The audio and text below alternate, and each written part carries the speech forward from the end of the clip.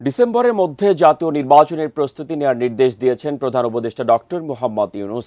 সংস্কার সহ সব প্রস্তুতি সম্পন্ন হলে রমজানের আগেই হতে পারে নির্বাচন।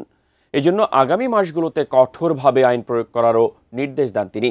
রাতে রাজধানীর ফরেন সার্ভিস একাডেমিতে সংবাদ সম্মেলনে এসব কথা জানান প্রধান উপদেষ্টার প্রেস সচিব শফিকুল আলম।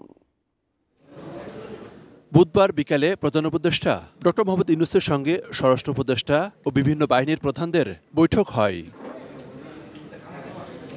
বৈঠকের বিস্তারিত জানাতে রাত ৮টার দিকে সংবাদ সম্মেলন করে প্রধান উপদেষ্টার প্রেস উইং।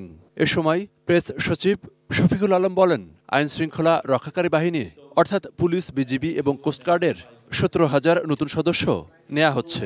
আরএফএল অডিটর, বাঁকা হয় না, ফাঁকা হয় না, আর ভাঙা এক কথায় অসম্ভব। তাদের সহ আইন শৃঙ্খলা বাহিনীর প্রায় ৮ লাখ সদস্যের প্রশিক্ষণ ও নির্বাচনী প্রস্তুতির জন্য নির্দেশ দিয়েছেন প্রধান উপদেষ্টা।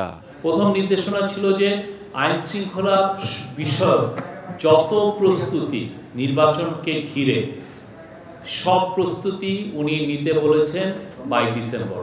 এই ডিসেম্বরের মধ্যে সমস্ত প্রস্তুতি শেষ করতে বলেছেন।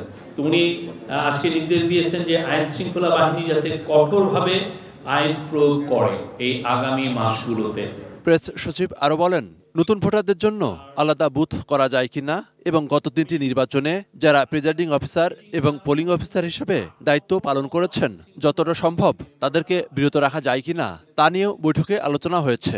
আগামী নির্বাচনে ভোটারদের জন্য একটা ভালো অভিজ্ঞতা হয়, একটা সুন্দর স্মৃতি থাকে। প্রথম ভোট যারা দিবে এটা তাদের জন্য গৌরবের, সেজন্য ভালো অনুভব করে।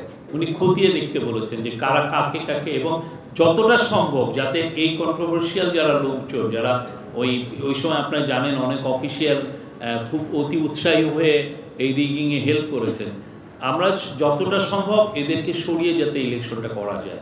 আগামী জাতীয় সংসদ নির্বাচনে স্ট্রাইকিং ফোর্স হিসাবে দায়িত্ব পালন করবে সেনাবাহিনী।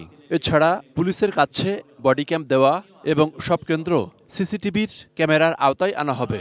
নির্বাচনের আগে ডিসি, এসপি, ওসি, টিওনো এগুলোকে রিশাফল করার কথা বলা হয়েছে এবং রিশাফলটা কিভাবে করা হবে এটা একটা র্যান্ডম ওয়েতে করবে। মনিরুল ইসলাম, ইন্টু, 18 নিউজ, ঢাকা।